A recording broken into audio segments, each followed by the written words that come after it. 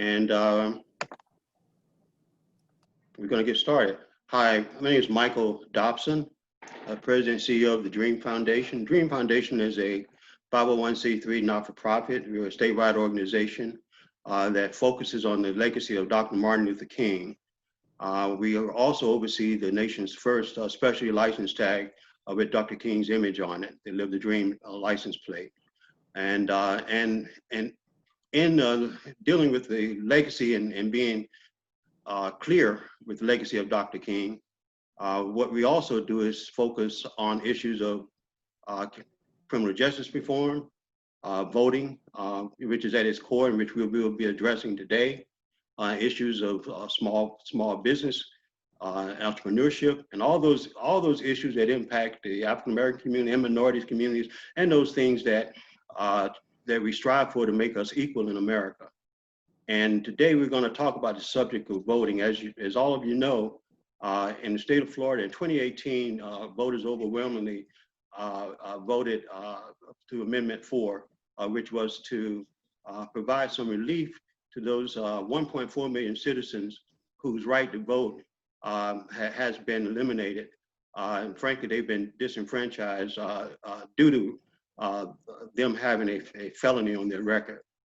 And after the passage of that bill, after the voters voted, the legislature then did its duty, and some would suggest that it did not do its duty, and that is that they clipped the wings of the voters' intent, and it's made it very difficult to get those individuals who should be eligible to vote to have their rights restored. And I have a really good group of people here today that I'll be introducing, and I'm going to start out by introducing them one by one. First, I'll just talk about who we have here, and then I'm going to circle back and ask everyone to give maybe about a 5-minute introduction about who they are and where they are and their role in this subject matter. I have State Attorney Andrew Warren. He's a state attorney in Hillsborough County here, and I have State Senator Jason Pizzo of Miami-Dade. I have Clerk of Courts of Leon County, Ms. Gwen Marshall. I have Supervisor of Elections, Leon County, Mr. Mark Early. I have a representative for Florida Restoration of the Right Coalition, Ms. Paula Hill. I have Mr. Mark Schlackman, who oversees a program at FSU that focus on these issues and many issues of human rights. Mark Schlackman has been extremely involved with this issue over the last few years, and I'm going to let Mark just kind of give the audience a general overview of just the litigation part of it, and then we're going to get into those other pieces of it with the various other panel members. Okay, Mark. Michael, thank you, and to all on the participating in the forum today.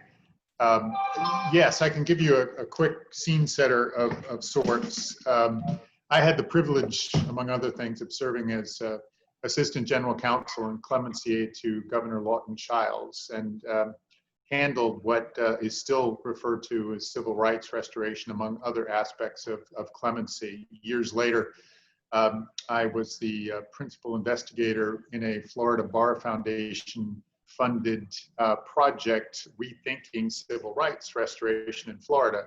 And as Michael mentioned, over the more recently have been involved in attempting to shape these issues. Saw a good bit of Senator Pizzo as the Senate Bill 7066 was tracking through the legislature. But here's a quick scene setter. And Michael, if I may, I'll take one step back before looking at the litigation and then framing some issues, because I have a strong sense Senator Pizzo will weigh in a number of these areas. So I'll try to anticipate not going in the same place. Even before Amendment 4 was approved by nearly 65% of Florida voters. Just to mention, there was a preliminary proceeding before the Florida Supreme Court, and these narratives are often confused, and I think the senator can weigh in terms of how they played out in the legislative process. But there was a proponent, someone in favor of Amendment 4, very distinguished former Speaker of the Florida House of Representatives and Dean Emeritus of University of Florida Law School, John Mills, who appeared before the court in a preliminary proceeding, the Florida Supreme Court, and essentially in a colloquy with the justices, did respond to a question as to whether fines, fees, costs, and restitution must be paid to avail oneself of this, if it were to move forward, this amendment to the Florida Constitution. At that point, which probably was mid-2017, at least a year or so, a year plus before the voters weighed in, his response was yes. Fines, fees, costs, restitution must be paid for someone to avail him or herself of what would be the opportunity to regain one's civil rights under Amendment 4. And for a period of time, albeit brief, and I know that Ms. Hill, Paula Hill, is with us today as a chapter leader for Florida Rights Restoration Coalition. For a brief period of time, the grassroots effort that provided so much energy for this ballot initiative that became known as Amendment 4, they aligned in a similar position. By the time it got to the Florida legislature, it became a highly charged, I'll say, just in practical terms, hyper-partisan issue, when these issues really shouldn't be partisan at all. And again, deferring, noting, and then skipping over something that maybe Senator Pizzo can flesh out a bit. The bill, Senate Bill 7066, passed essentially along party lines. Republican majority, significant majority passed it. So then what we have, as Michael laid out, it was an amendment to the Florida Constitution. And why? Why was that? Well, just for a quick perspective, over the course, and in Florida, it takes the governor and 2 members of the cabinet. It's not the governor's cabinet, but it's the Florida cabinet, which means independently elected constitutional officers statewide. That includes the Attorney General, the Chief Financial Officer, and the Agriculture Commissioner. That constitutes the Florida cabinet. The governor must support clemency. One form of clemency is civil rights restoration. Before Amendment 4 was approved by Florida voters, the only way in Florida to regain one's civil rights, if he or she was convicted for a felony offense, technically adjudicated for a felony offense, was to go before the governor and cabinet, sitting as Florida's Board of Executive Clemency, and attempt to regain the rights. Pure discretion. There's nothing routine about that process. And then, so just, this is the last scene setter before I jump over the legislative process, which resulted in the litigation, which I'll try to summarize very briefly. Just to get some quick perspective in terms of what prompted Amendment 4, or the ballot initiative.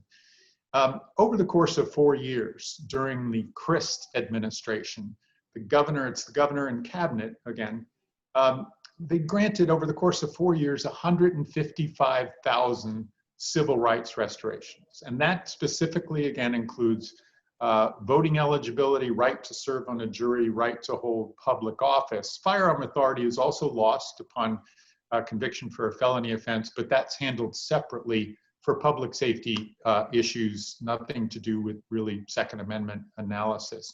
So 4 years during the Crist administration, 155,000 people regained their civil rights, essentially their voting eligibility. Moving forward, the 8 years during the Scott administrations, again, it takes the governor plus 2 of the 3 cabinet members to grant clemency, civil rights restoration being a form of clemency. During the 8 years, approximately 3,500 people regained their civil rights. So you go from 4 years, 155,000, to 8 years, double the time, and a fraction of those. So this was the cause, so to speak, that the catalyst for the ballot initiative. Now, again, knowing that Senator Pizzo will be weighing in on the legislative process, I'm going to jump to the litigation very briefly. The first aspect of the litigation was actually something relatively unusual, but it's happened from time to time. After Senate Bill 7066 was passed and the Governor DeSantis signed it with the restrictions requiring full payment of fines and fees, not costs, but restitution. And again, there are some provisions in the bill that are problematic that I'll defer if Senator Pizzo is inclined to address them, how to mitigate some of that, some alternatives to community service that again are problematic, or waiving in some instances some of these fines and fees, or maybe even restitution.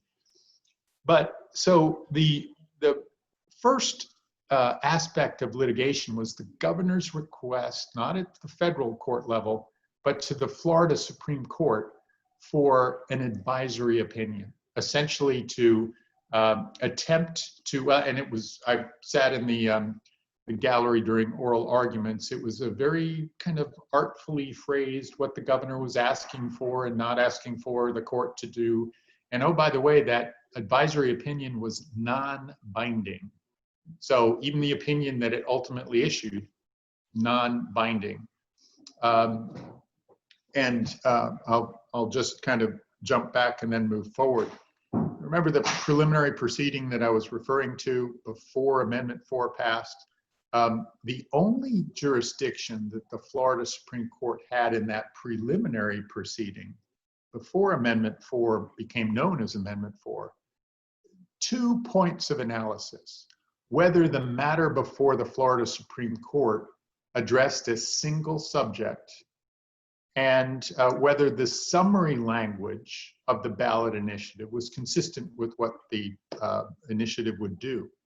So all of the other, let's say, discussion, conversation, who said what about that, whether fines, fees, costs, restitution were required to be paid, that was not binding either. But it's certainly relevant. I leave the rest to Senator Pizzo to figure out that preliminary proceeding was, the video of that was used significantly throughout the legislative process. Okay, we're jumping back to the governor's request to the Florida Supreme Court for an advisory opinion. Well, the court essentially validated what became essentially the Republican majority bill that the governor signed. There was a bit of a twist, and Senator Pizzo and I have discussed this. The legislature bill drafting, actually, they couldn't change the language of the petition that the people of Florida approved by nearly 65%. But what bill drafting did in both chambers, and who's to say whether it was inadvertent or purposeful, but the legislative bill drafting inserted punctuation, a comma, that is not in the actual language of the petition.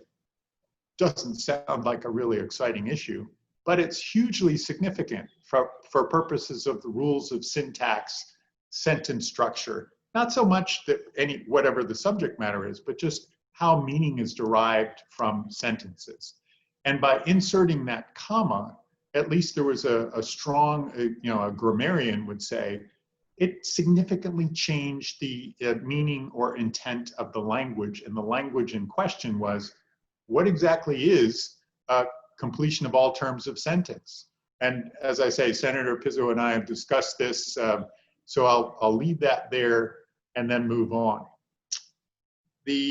So the Florida Supreme Court has now responded to the governor and said essentially, yes, fines and fees and restitution must be paid. Well, more or less, the very similar timing, almost contemporaneously. This was challenged in federal court before ultimately Judge Robert Hinkle, U.S. District Court judge. And the judge said, to just move as quickly as possible through this, the judge ultimately said after a several-day trial that certain aspects of this amendment, or more specifically the legislation surrounding the amendment, ran afoul of the U.S. Constitution. And essentially, many of you have heard the phrase, analogized it to what was known in a different time as a poll tax. In other words, people had to pay for the right or privilege of voting. Mm-hmm. And so the judge said, for those people who cannot afford to pay, there must be a means to allow them to vote. In other words, they can't be barred from voting. And there are many other aspects of that, but just we'll keep it on the main line for this. So that was the judge's, the U.S. District Court, the trial judge at the federal level. That was his holding. And the state of Florida, the governor and cabinet, appealed. Initially, there was a 3-judge panel, the nature of the process, that left essentially Judge Hinkle, the district court, the trial judge at the federal level, his decision in place. Ultimately, moving forward, most recently, the U.S. Circuit Court, or the 11th Circuit Court of Appeals in Atlanta, essentially reversed his opinion on a 6-4 vote, ultimately with 2 judges abstaining. Within that 6-4 majority, there were 2 Florida Supreme Court, previously Florida Supreme Court justices, Justice Robert Luck, who is now Judge Luck, and Justice Barbara Lagoa, now Judge Lagoa. If that name sounds familiar, she's also on reportedly the short list, President Trump's short list for his nomination to the U.S. Supreme Court to replace Ruth Bader Ginsburg, who just recently died. Well, the saga continues. There was some controversy about whether those 2 judges should have recused themselves from the proceeding in the 11th Circuit. So again, many different aspects to this. To clarify, those 2 judges, while they sat for oral argument, they did not participate in the decision. Ultimately, they were already on the 11th Circuit. And for that matter, the decision was non-binding. Could they have recused themselves? Yes. Open question whether they should have, but that certainly is part of the controversy.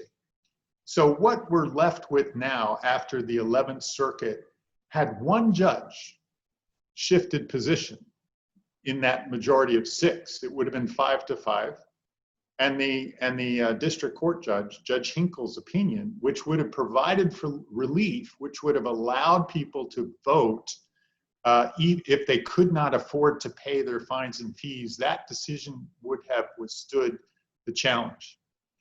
So where to go now? Well,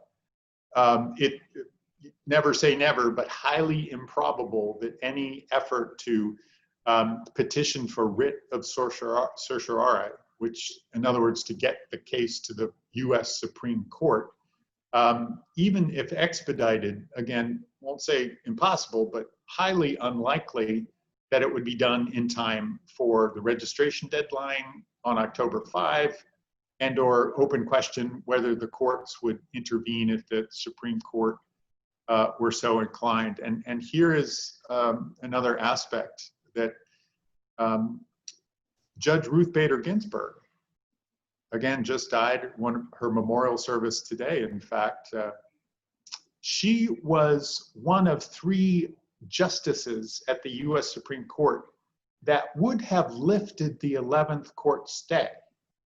She actually joined the U.S. Supreme Court, joined one of the justices that would have lifted the 11th court stay.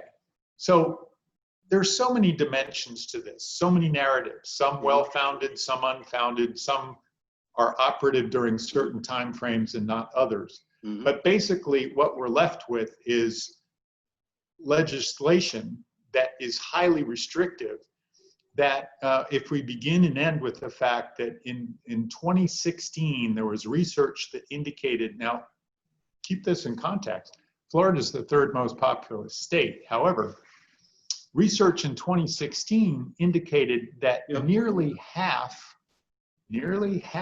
of all felony disenfranchisement throughout the entire United States was attributable post-sentence to Florida. That is wildly beyond any statistical. And Mark, and I'll tell you, that's a very interesting point. And what I wanted to do is, at this point is and where we are with the litigation right now, and your explanation of it really puts us in a good spot to have Senator Pizzo just kind of talk to us about what happened in the legislature, with regard, to the posture that it found itself in, Senate Bill 7066. Sure. Listen, I marked down that Schlackman invoked my name like 9 times to answer to things. So I'm going to share this with State Attorney Andrew Warren's going to pick up at least 3. Mark Early's going to pick up a couple. Paula, I got you on the hook for 2. Ms. Marshall, come to bat for me because I'm not doing all 9 of these. So I'm gonna fire through a couple like bullet points. I apologize in advance. Everyone on this call, we're all really in the weeds on this and close to this subject matter.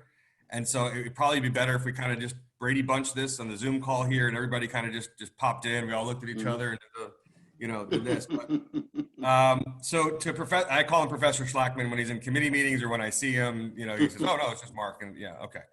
But his cadence and rhythm are perfect. Okay. So you asked me about posture, how we got here and all this stuff. Ashley Moody and Ron DeSantis campaigned against Amendment 4.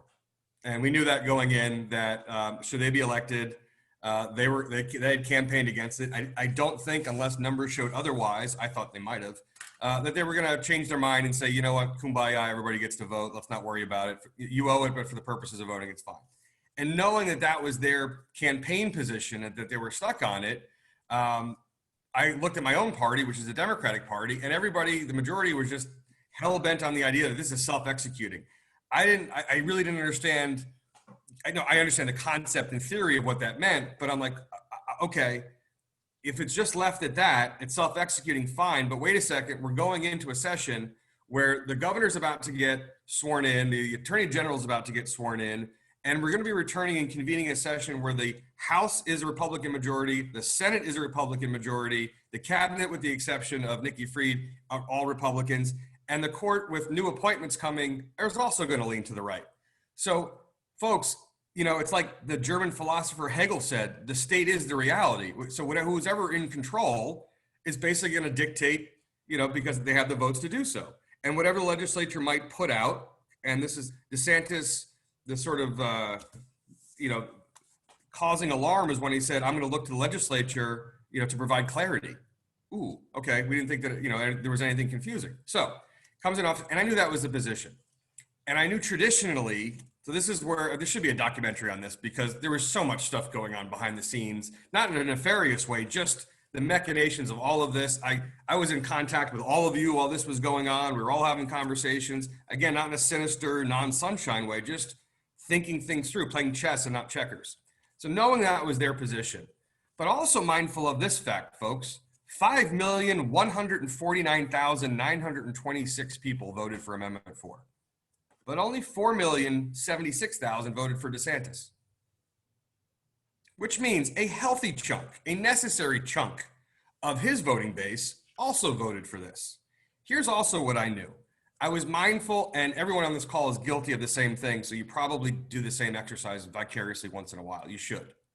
I asked my wife, not a lawyer, didn't come to court a lot, you know, by osmosis, saw the cases that I worked on as a prosecutor, but I just asked her, what does sentence mean to you? Knowing and appreciating and realizing that the overwhelming majority of people in Florida are not lawyers. They're not, and more specifically, even those that are lawyers are not in the criminal justice system. They're not the Andrew Warrens, right? They're not so close to this material and know it frontwards and backwards, or what Mark Early sees, you know, as far as, you know, processing all these cases, or what Professor Schlackman, you know, teaches on. And the overwhelming reaction from people around the dinner table, okay, is the following. Well, Law and Order in this generation, or Perry Mason in another generation, when the sentence comes down, the verdict comes down, it's the term of incarceration. You never heard at the end of a Law and Order at the 43-minute clip, you never heard, I sentenced you to 20 years in prison, followed by $853 in court costs, $1,600 in fines, and you never heard that. And those are the majority of the 5,149,000 also have never heard about any of that stuff. That's what they meant. That's what they thought. They didn't know about it. Now, when you do talk to people, and this is where I deviate a little bit, when you do talk to people about restitution, then they're like, oh, had I known that, I might have voted differently. What do I mean by that? Because I gave the example, if I break into your home and I hold you at gunpoint and I rip off a family heirloom necklace off your neck and I leave with it, I'm actually a Democrat who believes you should pay that back. You should. I don't think you should make a person less whole and then you get to enjoy a right. However, the court costs deviate based on time and location. The fees and fines are waived so indiscriminately and so inconsistently that you must default down to the most lax, the most lenient, and that's otherwise you have wild disparities and inequities, and we see that with all kinds of places. We even see that with criminal charges. Somebody who's arrested for marijuana in Brevard County might do 60 days in jail. Someone who's arrested for the same amount of marijuana in Miami-Dade County will get a slap on the wrist and say, okay, what's the next case? Because we have bigger things to deal with. But here's where we are. Knowing that that was going to be their position and they were going to direct the legislature on how to draft this, I wanted to participate. And I remember I'm like the freshman senator at this time, and I'm told by leadership and people that have been there longer, stay out of it. You've only been here for 15 minutes. And I was like, hold on a second.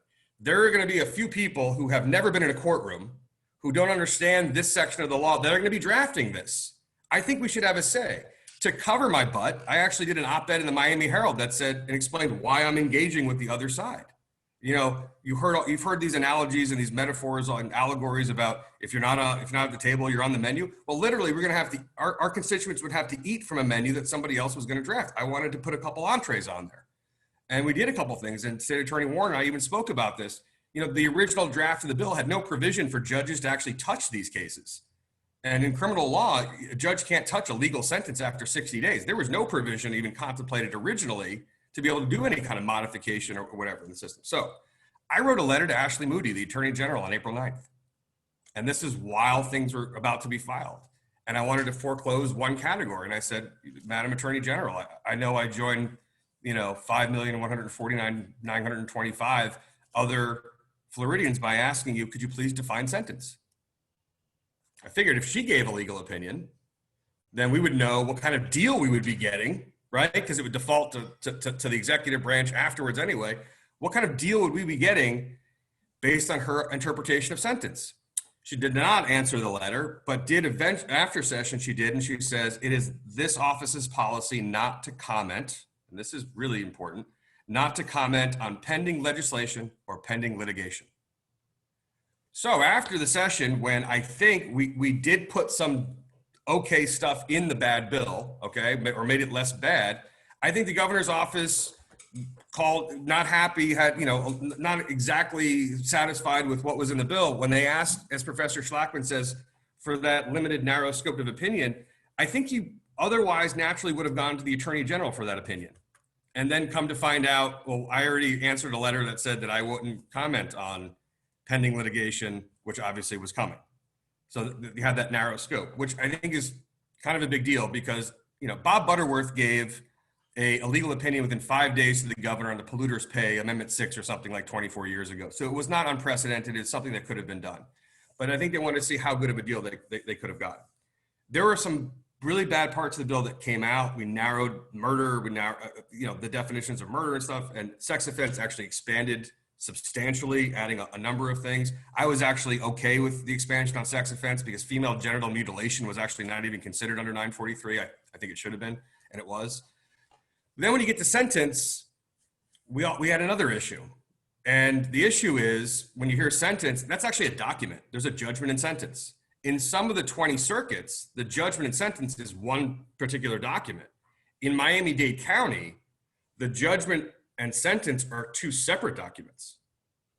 So if the court or the legislature or the executive branch was going to focus primarily on sentence in relation or by derivation of the document under its title, well, guess what? Miami-Dade's judgment has a lot of these things that you call fines, fees, and costs, and the sentence has separate things. The sentence will have restitution, or the sentence will have fines, but the judgment has what we call memorandum of costs, or what we know, colloquially as court costs. And so the argument was, oh, okay, that's the ruling, great, because the judgment has what the majority of people owe. Here's the other issue. The same 5 million people that voted for this also assumed that a lot of dispositions happen from trial. People are astounded to realize that in some places, 97% of an office's cases are closed by plea, not with a trial. And so when people think that there's a vetting and a ferreting out of justice and an understanding of what's going on, most of these cases are closed by plea. And that really factors into a lot of what you agreed to at the time as a plea of convenience or fear or concern, whatever, that the overwhelming majority are closed by plea, and a lot of inequities between jurisdictions. So let me just say this candidly, and I don't mean this as a criticism, but I even saw it last session on things that are a lot less complicated. This is just not the wheelhouse or subject matter expertise for a lot of legislators. There's a lot of, criminal law gets into a more specific, delicate and sometimes complicated section of all of those volumes that you see of books behind all of our desks that we get for free, okay? There are little nuances in this that are a little bit more complicated that have resulting effects in tangential Venn diagram situations. If this happens, it's like whack-a-mole kind of. That doesn't happen in civil law. That's just a reality. And that's not a knock or criticism against people that practice civil law. They make a lot more money than prosecutors and public defenders. But a lot of this stuff goes over people's heads. And so there were very few on both sides that were like really actually, at the controls of this. And some of this was 10:30, 11 o'clock at night with Senator Jeff Brandes and I talking, or Jamie Grant from the House of Representatives talking through this stuff.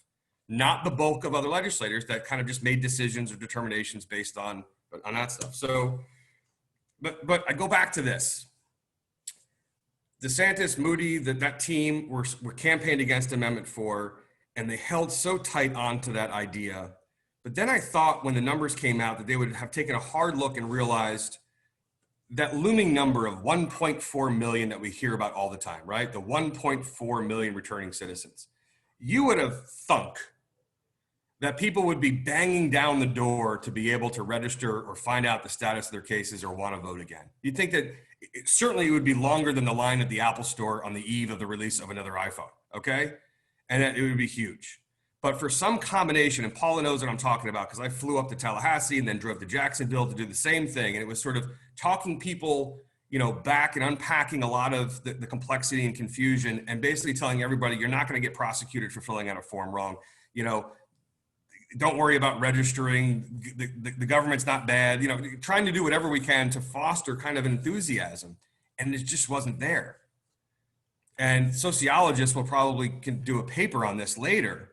But folks, if the governor and his team and the Republicans were concerned about 1.4 million people now sort of coming out of the woodwork and now just changing elections and making, dramatic changes to the landscape, it's just not there. And what I asked a couple of attorneys was, why are you guys still pressing this? 1.1 million more people voted for this than voted for you. And it's not like there's a rush of the 1.4 million coming. We'll talk about the numbers, I hope. They're just not there. So you're actually going to piss off some of the people a lot of the people that voted for you by denying this. I think that's going to be a real effect. More people voted for this than have come forward to try to return as citizens again. And when I say more, I mean exponentially more. Okay? 67 counties in Florida, only 5 counties have a greater population than the number of people who voted for this more than voted for a United States Senate candidate or voted for the gubernatorial candidate. And folks, we don't have 1.4 million coming forward. We don't have 1 million coming forward. We don't have 500,000. We don't have 200,000 coming forward. And so it becomes weird and punitive, and it shows how people in the government sometimes are so inflexible. Think of your most stubborn cousin, okay, who won't change their mind, even though you've drawn pictures and you've done a flow chart, that they won't change their mind on this. And I think they do themselves a disservice politically, because there isn't a game-changing, needle-moving crowd of returning citizens. All you're doing is making a lot of people who academically or emotionally or philosophically buy into this and agree with this, just pissing them off.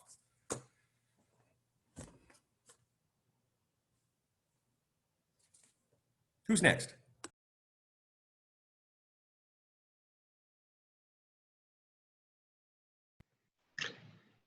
Michael, you're muted there. I just realized that what I think is kind of interesting, what you just said, because we're trying to get to that issue of, okay, well, how do we get these folks registered, and what are the barriers, and what are the concerns, and obviously one of the barriers are this issue of fees and fines.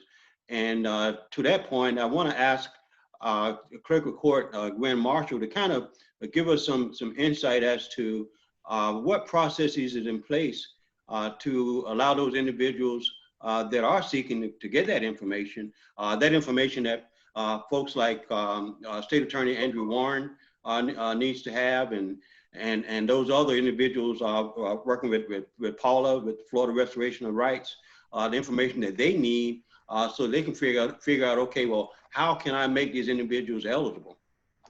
Well, good afternoon, everyone. I'm Gwen Marshall, the Clerk of Court for Leon County. And what I'm going to discuss today is some of the process that we have put in place here in Leon County. Again, there are 67 clerks of court throughout the state of Florida. They are independently elected, so they get to determine how they approach this issue in their local counties. However, in Leon County, I did establish a button on my landing page on my website where anyone who wants to check their court records can go on the website. That's leonclerk.com, and it's a bright green button, and it says Amendment 4. So when you push that button, it'll take you have the options to search official records as well as court records. We do have the ability statewide to search court records, but I think the biggest challenge is going to be, again, the methodology in which those records were documented. Here in Leon County, we only have images of our criminal cases through 2010, from 2010 to a current present date. Any other records past before 2010, we would have to go to archives to pull those out. We're in the process of getting those scanned. Again, this project varies from county to county. I currently have at least 10 years of record images in my database.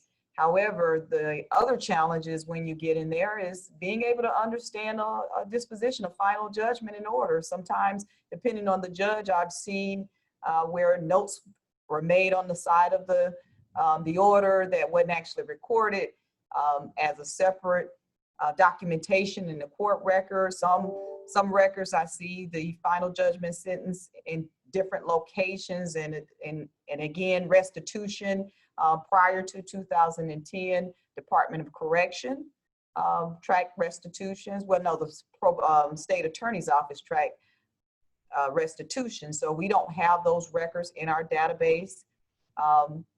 Additionally, Department of Correction used to track the court costs, fines, and fees prior to 2010.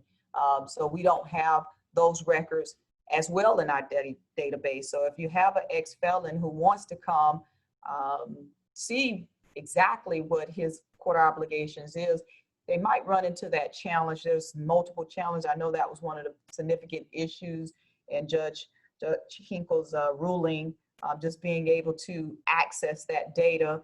As the clerk, my responsibility is the record keeper of court and county records. So we are working with the FDLE on a criminal justice data exchange project.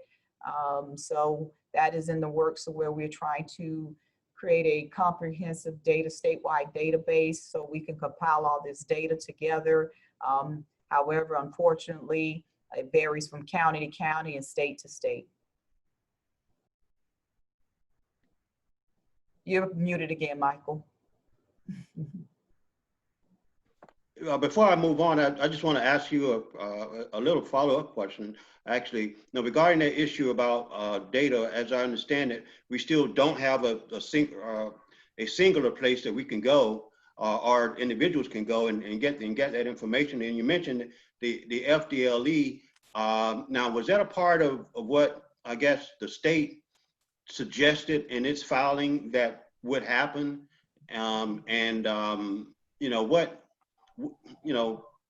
What feedback are you hearing, or anyone else can kind of jump in here? Any feedback that you guys are hearing from the state regarding that issue? Well, the project was set to be, my understanding, to be implemented. We were supposed to be in phase 2 at the beginning of 2020, but I can tell you we are running into several challenges. So we are running behind on that project. So right now it's up in the air when we will even have created a centralized database. So those are, that's, where we are now in the project. We don't have a decisive implementation date for that project. Okay, Mr. Warren, I want to ask you, if you can just kind of talk a little bit about what you're doing in Hillsborough County and just kind of what your process is and how it's interacting with, frankly, some of these other things that we've been talking about so far. Sure. Well, let me just set the stage for this for a moment. Professor Schlackman, Senator Pizzo did a great job of explaining sort of the history of how we got here on Amendment 4. I tend to look at this not through the same lens from the legal standpoint of being an attorney and where all the different nuances. To me, this is pretty straightforward. Amendment 4 was passed. You look at it in terms of, do all the fines and fees have to be paid? And I'm carving out restitution here for the reason that the senator said. But when you talk about fines and fees, whether it was intended to be paid or not intended to be paid, it doesn't change the fact that you can't force people to pay something they can't afford and then deprive them from voting if you can't afford to do it. So let's assume, for sake of argument, that all the fines and fees were required to be paid under Amendment 4. Let's go a step further and say your taxes had to be paid and your credit card bills had to be paid too. Fine. You can't discriminate against people at the ballot box because of their financial status. So the idea that we would say, okay, we want all these fines and fees to be paid, great, they should be paid before someone has completed all the terms of their sentence. But an inability to pay those fines and fees doesn't mean that you don't have to pay them. It means that you can't be denied the right to vote. This has been law in the United States since the 1960s. We passed a constitutional amendment barring poll taxes. That was in federal elections. And then there was a Supreme Court case out of Virginia in the 66 about whether it would apply to state elections. And the US Supreme Court made clear, we don't condition in this country the right to vote based on how much money you have. And the problem we have now is the 11th Circuit's opinion, which we're not going to go into the weeds of it, but the idea that they've come back and said, well, we've taken away people's right to vote because that's okay. First of all, it's okay because there's a clear racial history behind that. when those laws were passed in Florida, it was expressly, I don't mean like quiet on the side, they came out and said it, we don't want black people to vote, so let's pass these laws that disenfranchise them. That's the basis for the laws we have on the books today. And so when Amendment 4 tried to remedy that and say, let's give people the right to vote back who have repaid their debt in terms of their sentence, and let's assume all these people have, need to pay off their fines and fees. The question is, if they can't afford it, are we going to bar them from voting because of that financial inability to do so? And frankly, it's no different than if the law had said, look, we want home ownership as a good thing. So if you've committed a crime, we want you to have a stable home. So you need to own property in order to be qualified under Amendment 4. That would get thrown out in a second because it's clearly unconstitutional. But for whatever reason, the court looked at this and said, well, it's okay to force people to pay things that they can't afford to do. That to me it's not democratic, it's un-American, it's unacceptable. So for those reasons, we try to create a process in Hillsborough County where we were making a judicial determination, that is, we were presenting this to a judge for judicial determination as to whether someone could afford to pay off their fines and fees. And if they could afford to pay them off, then they had to. That's what Amendment 4 says. Under one interpretation, but I'm crediting that interpretation. If you can't afford to pay what you owe, that can't be a bar to voting. And once a judge has looked at how much money you have and how much money you owe, and frankly, we can't figure out how much money people owe because the state has done nothing to help people figure that out, then it was a situation of, look, if you can't afford it, you still owe what you owe, but this can't be a roadblock to voting. So that's the process that we had set up. We got it underway here. We had been waiting for all the litigation to work out. Once the initial district court opinion came out, we were able to move forward. And then, of course, the appellate decision came out. It's completely undermined not only what we were trying to do, but it's thrown into confusion the people who are already come through that court process. The real bottom line here, forget about the nuance of the law, forget about even the constitutional aspects of it, forget about who should be eligible to vote and who's not.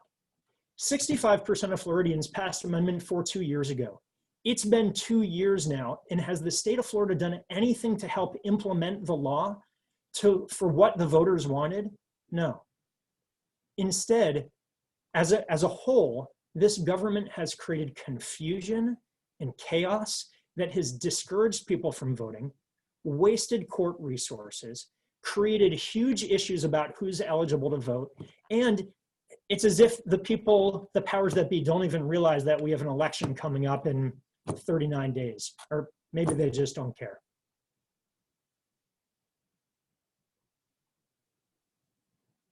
You're muted still, Michael.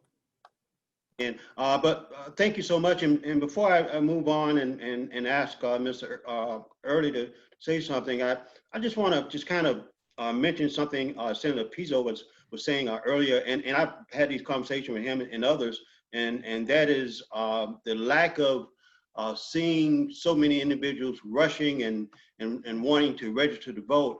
I think, back to what you were talking about, Mr. Warren, there's a lot of voter suppression.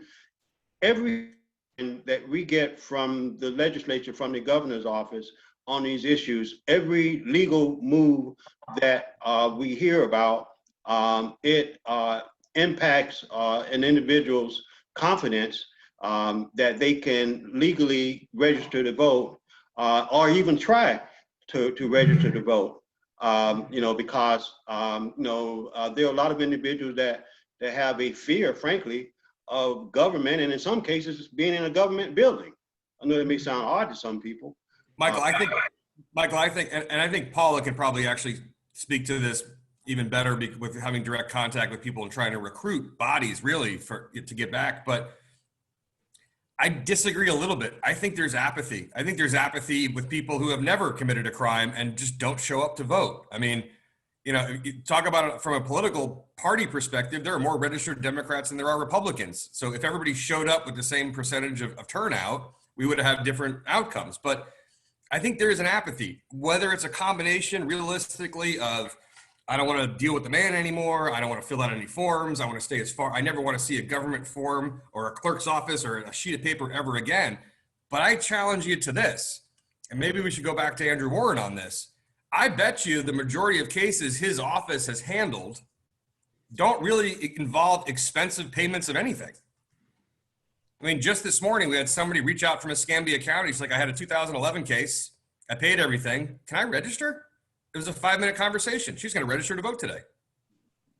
And again, where is that banging down the door? So when Miss Marshall, and she's absolutely right, there is no centralized repository system, and we pushed for it. And I went up last year at the invitation of the Secretary of State at her work group panel. I think Mr. Slackman was there as well. And Mark, you may recall when I was like, listen, I think it was a disservice that some of my own people in the party asked to pull out a mechanism that would have allowed the supervisor of the Department of Elections underneath the Secretary of State to share criminal history information with FDLE, which they're not able to do.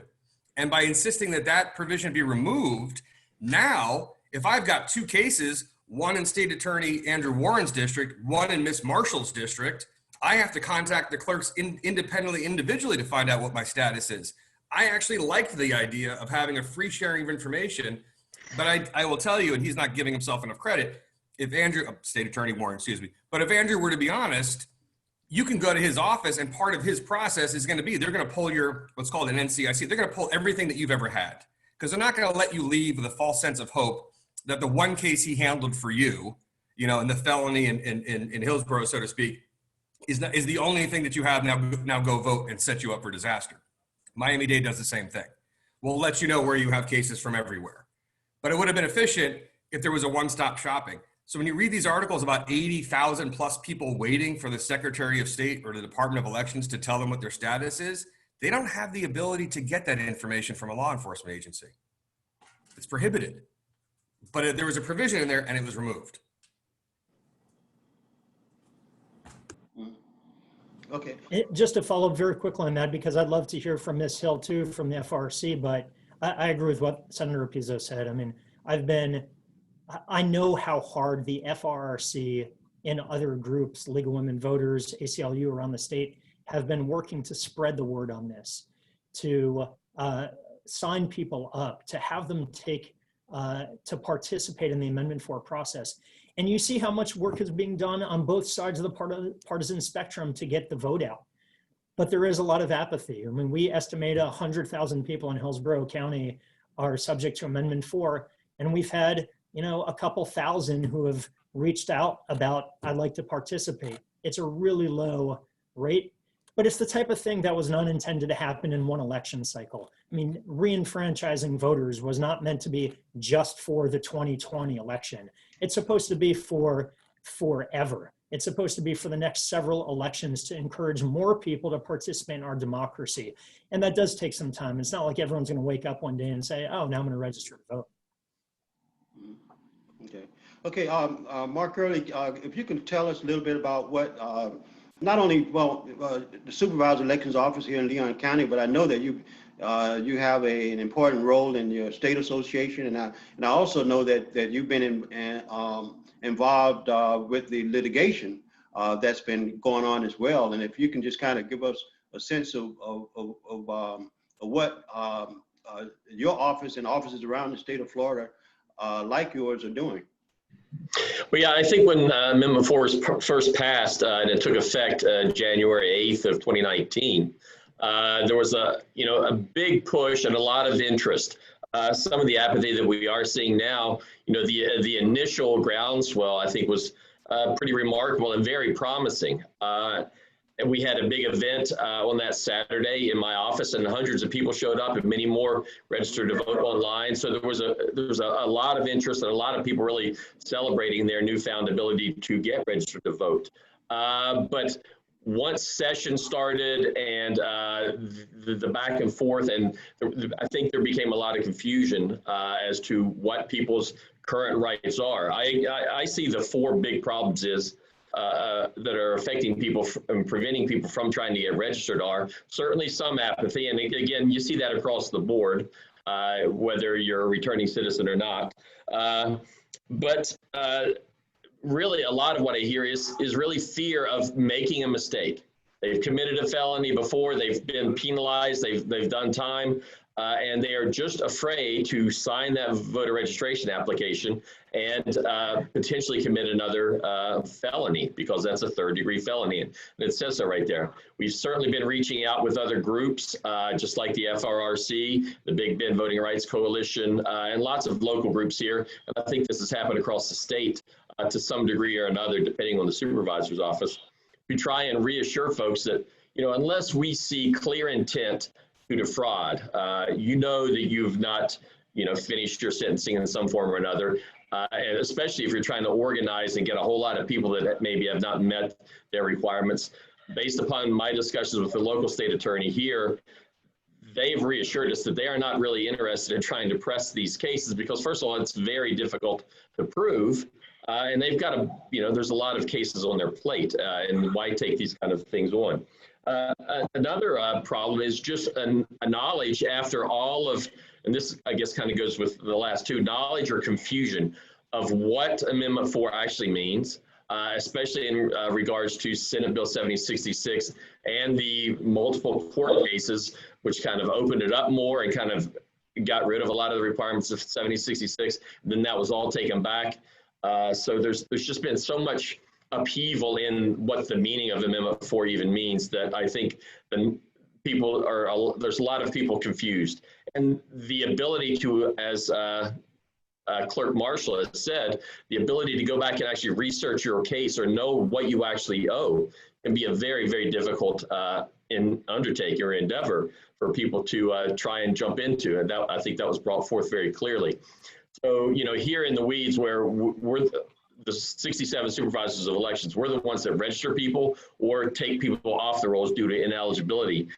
We have not seen that big groundswell after those initial few weeks of people trying to get registered. We get a lot of questions.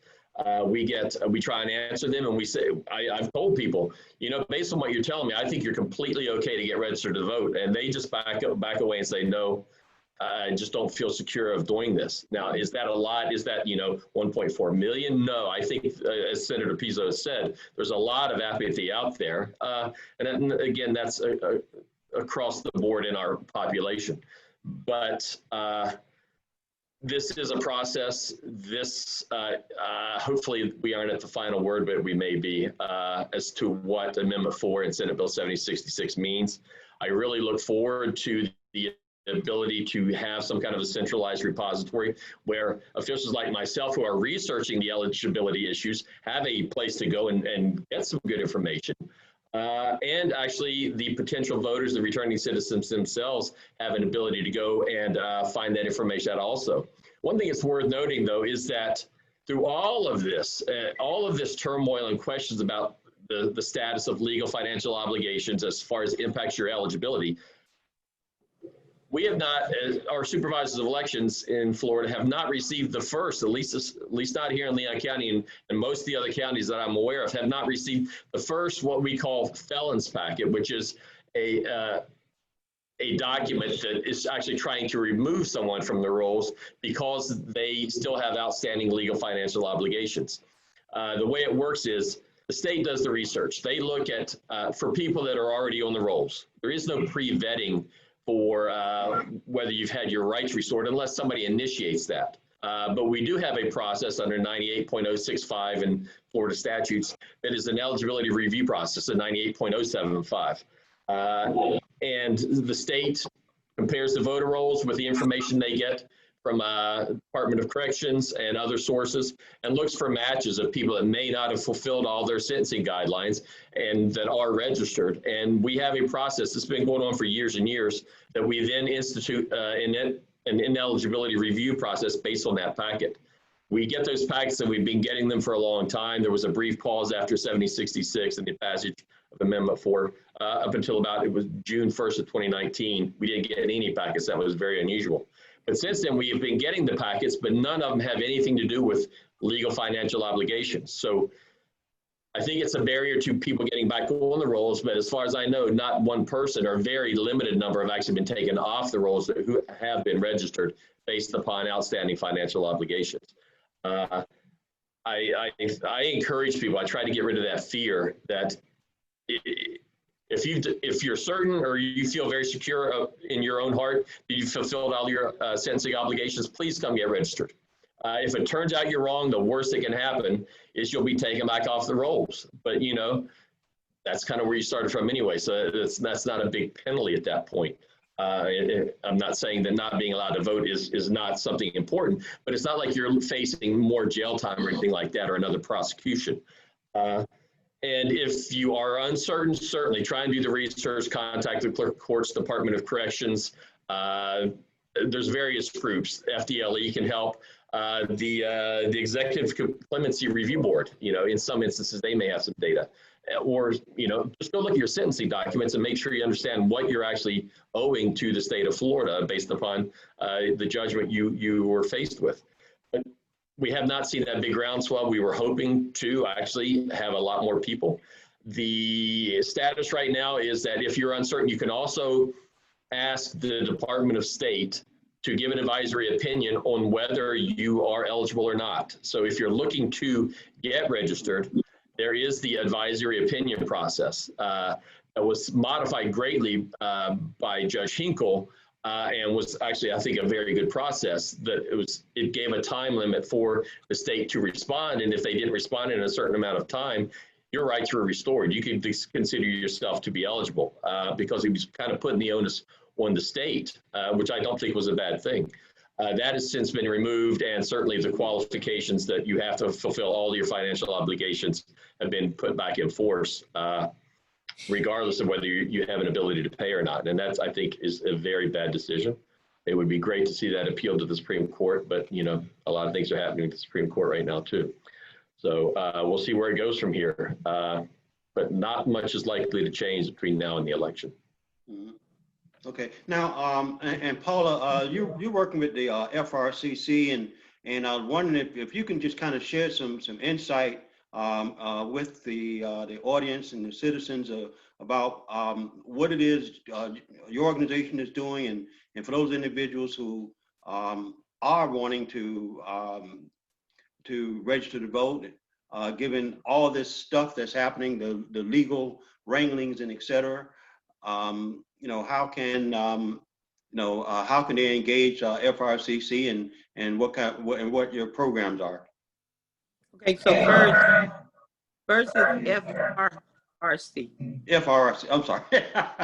So, Okay. hi everybody. My name is Paula Hill. I'm the chapter leader for the Florida Rights and Restoration Coalition, and my job is to ensure that the returning citizens have all the information they need on the voting rights, how to register to vote, and if they have problems, that's my job, to instruct them and provide for them. We also have a canvassing team that are registering voters on the ground.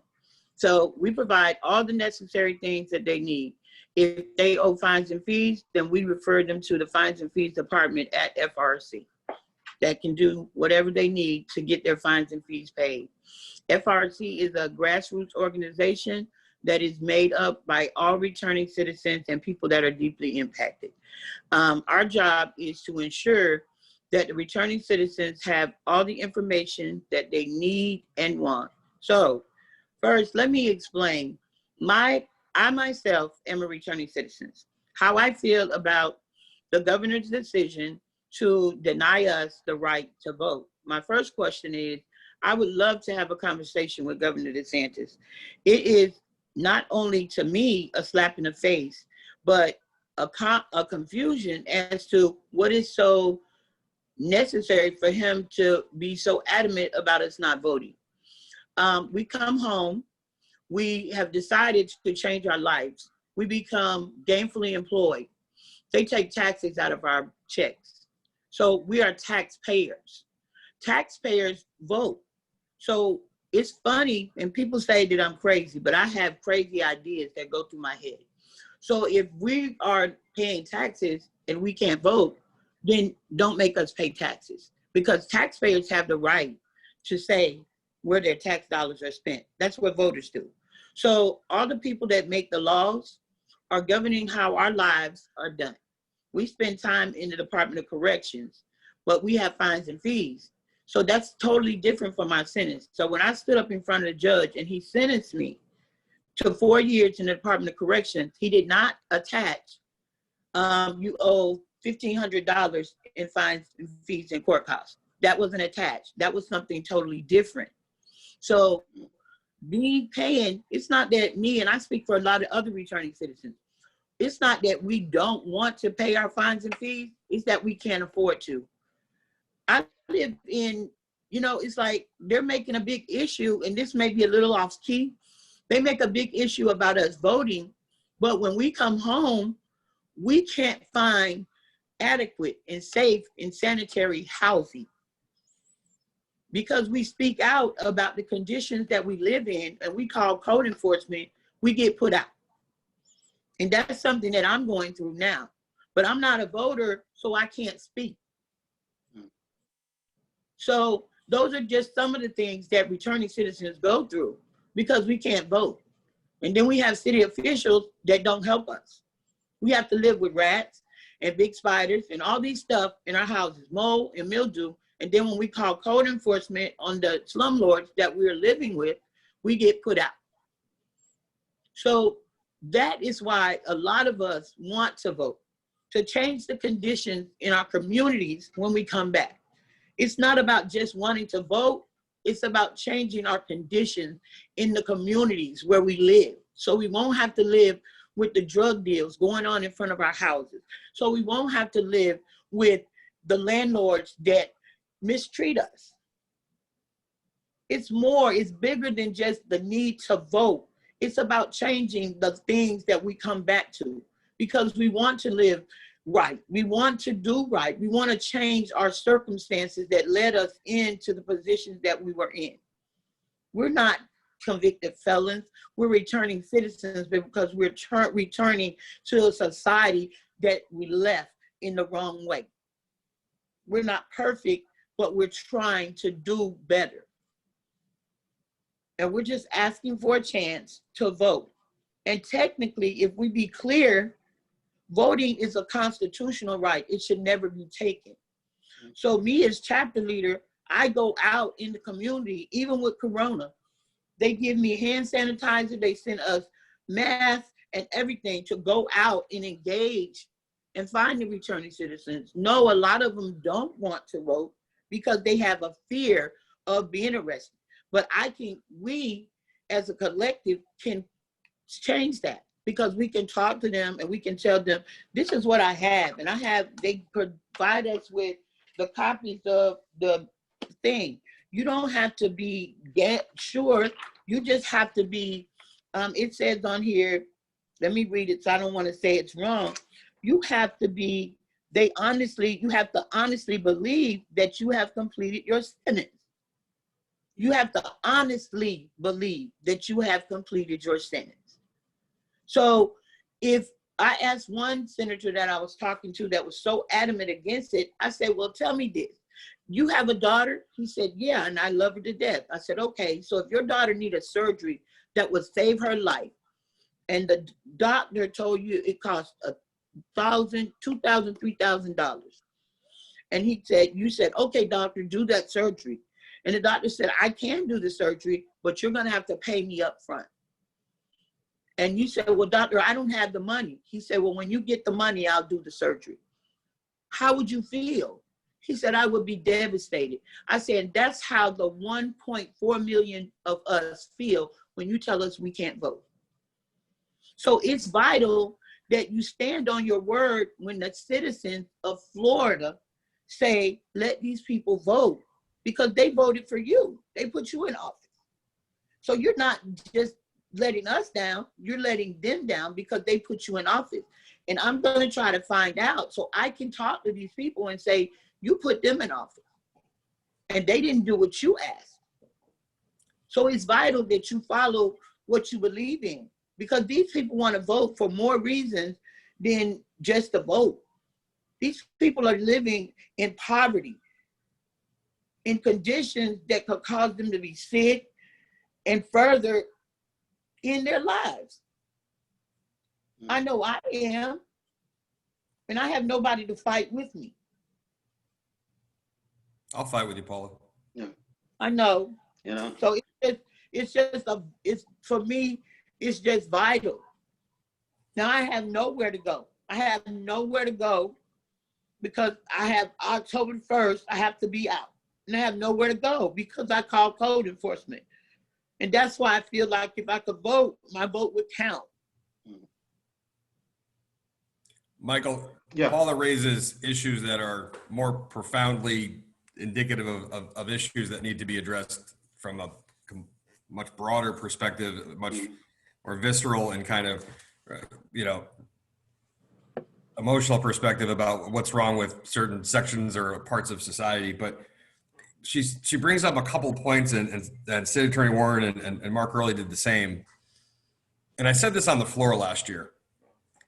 The way that this haphazard kind of design or scheme, the way that it's, and I just said this and it just came out, it wasn't rehearsed. I said, folks, do you realize that what we're about to vote on, and you guys have the votes, do you realize that a young kid who took a TV and can't pay the court costs or the restitution can't vote, but Al Capone would be able to vote? Public enemy number one, who was convicted of tax evasion, but was able to afford to pay off restitution and, Al Capone, public enemy number one, would have been able to vote, but not somebody who couldn't scrape $50 or $100 together. And that's when that's when you demonstrate, it's demonstrative of how inconsistent, punitive, and kind of weird this whole thing is. I guess it buys into the law and order kind of aspect. But if you think about it in those terms, like people who have committed egregious, and then if it really is a monetary thing about making people whole, well, coincidentally, serendipitously, tragically, ironic, last year, a day before we convened, Desmond and Neil Voles, the supervisor of elections, Christina White, the state attorney, the public defender, 3 court justices, everybody in the courtroom on June 6th of last year. A couple days before, I had been knocked unconscious by a truck T-boning us when we were heading to an appointment.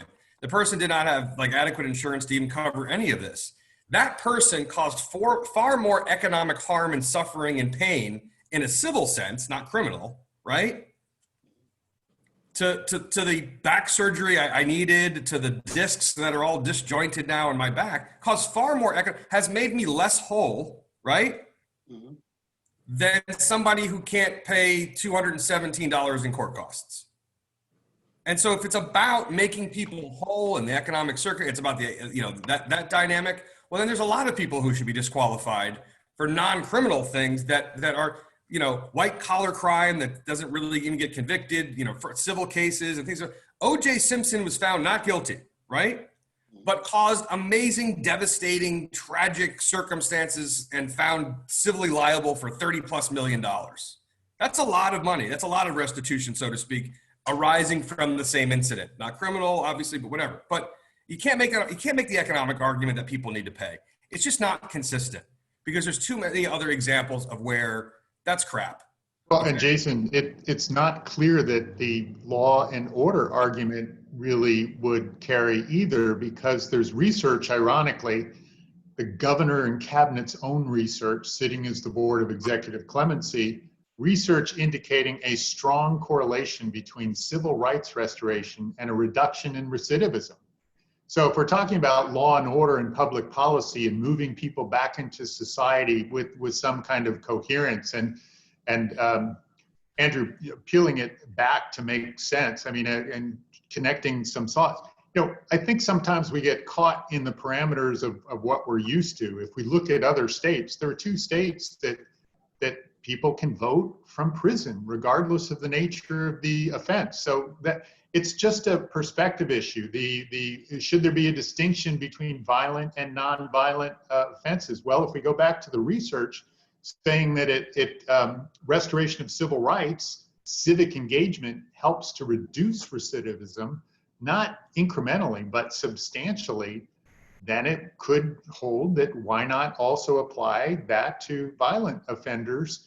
The only reason that there were exclusions in the petition is because the proponents determined that it would be more saleable at the ballot box. There's no strong public policy. So you know, we're chasing narratives here, and Michael, if I may, just to touch upon two other things, and I know we're kind of in the bonus time now. Jason, you and I talked about this. I didn't make it one of your 9 taskings, but this would be 10. There's also another potential set of issues for the people. Mark, I think it was what, January 8th? Is that when Amendment 4? Okay. So the people who, between January 8th and when the legislation became effective, I mean, you could fashion an argument that that would be ex post facto. I mean, those who have fines and fees, you know, arguably could register because the amendment didn't even apply at the time if they registered within that window. And that's not even a thought. I told people publicly, you should go register. And for a simple reason, I said it on the floor too, because you knew this was going to end up before the men and women in black robes, right?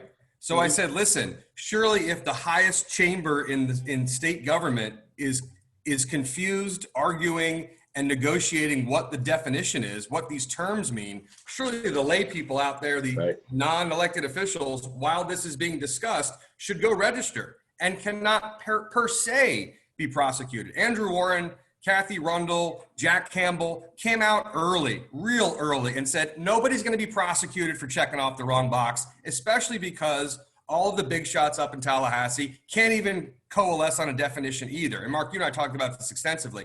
If I'm debating somebody as to what a term means, well, surely the tie goes to the runner and the benefit of the doubt goes to the people that are out there trying to vote. Absolutely. Not even a question. However, from January 8th, 2019 until July 1st, 2018, 22,000 less people registered to vote than did in the same span in 2016. So when you said you guys had an event, I did the same thing. I went out of pocket, not using state money or slush, out of my own pocket to go to events, to go to do presentations, to take a booth somewhere. I spent my own money flying up to talk to people in Tallahassee and to Jacksonville. I met with pastors and everything. Like, nobody's going to be prosecuted. I'm going to do it for free. I have good relationships in the court. Send the people to me. But Miami-Dade County, Mark, with 2.7 million people, 156,000 potential returning citizens, someone still can't give me a really good answer as to why on that huge, amazing, fantastic, momentous day of January 8th, with 156,000 potential returning citizens in 2.7 million people in Miami-Dade County, 28 people registered to vote on January 8th, 2019. Wow. 28. Yeah, we had almost 400 here counting online. 28, including non-returning citizen registrations. 28. Yeah, some of those, yes. And that's directly from the supervisor of election, who was, and Andrew did the same thing. We geared up. We got everybody in the room. Everybody was on the same page. We had a machine.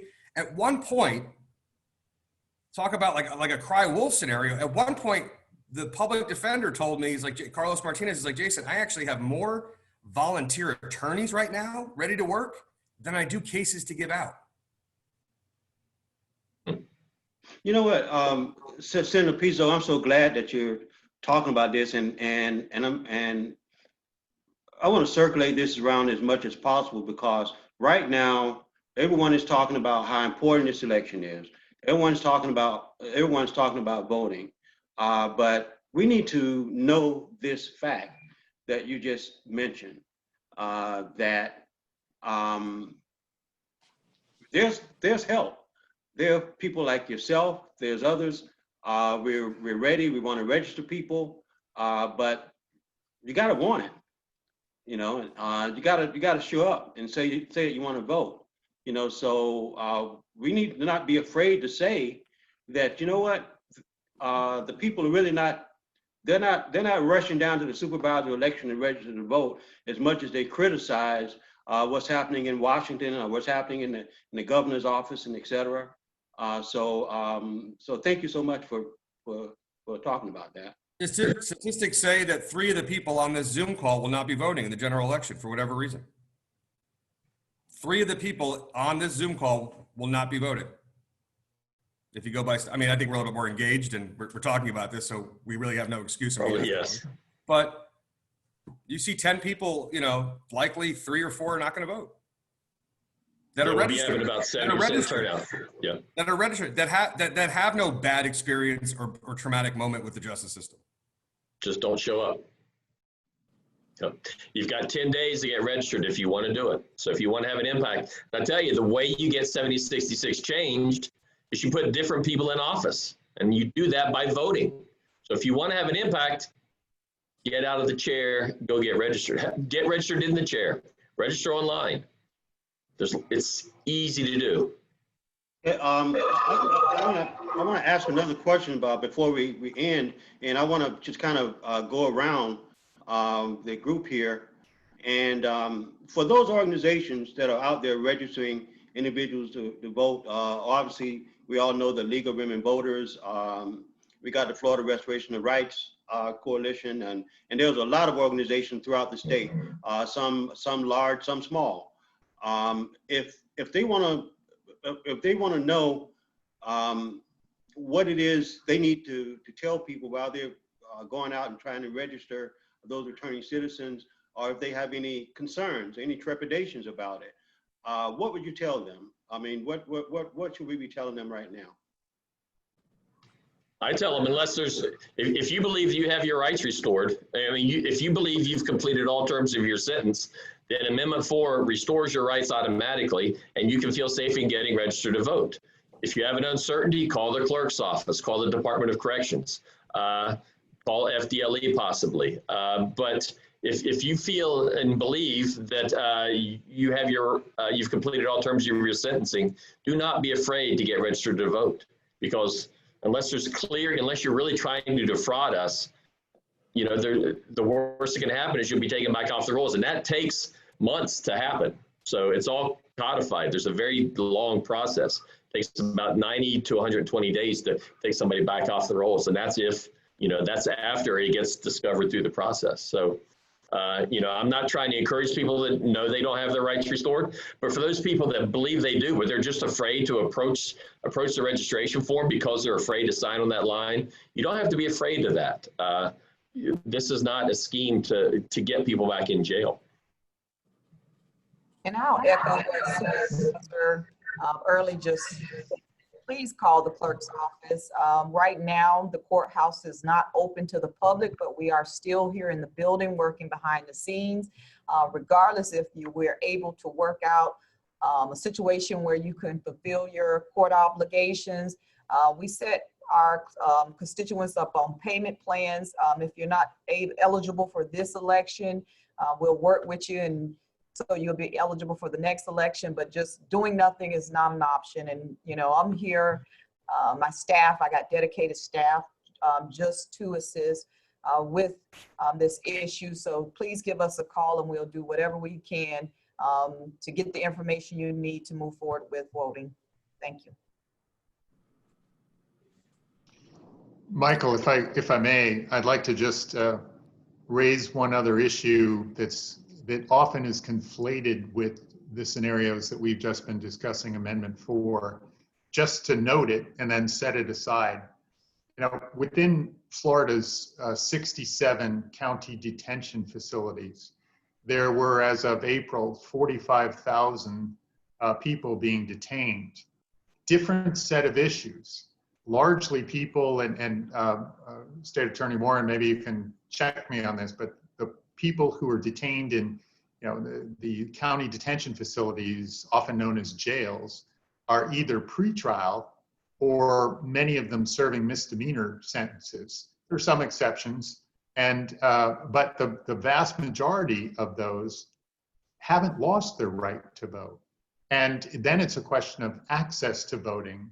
And we're working throughout the 67 counties now to promote, you know, working with the supervisors. Mark is spearheading the efforts in Leon County, and given the fact that he's vice president of the Florida Supervisors of Election, you know, statewide entity, I think this bodes well for us. But there's so many different issues here, and I just wanted to raise that because it's often conflated with Amendment 4, but it's actually something totally separate and apart from.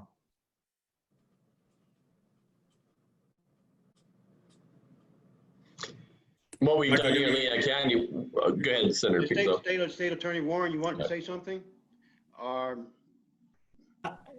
To echo what other people have said, you shouldn't be discouraged from registering to vote because you're unsure about whether you're eligible.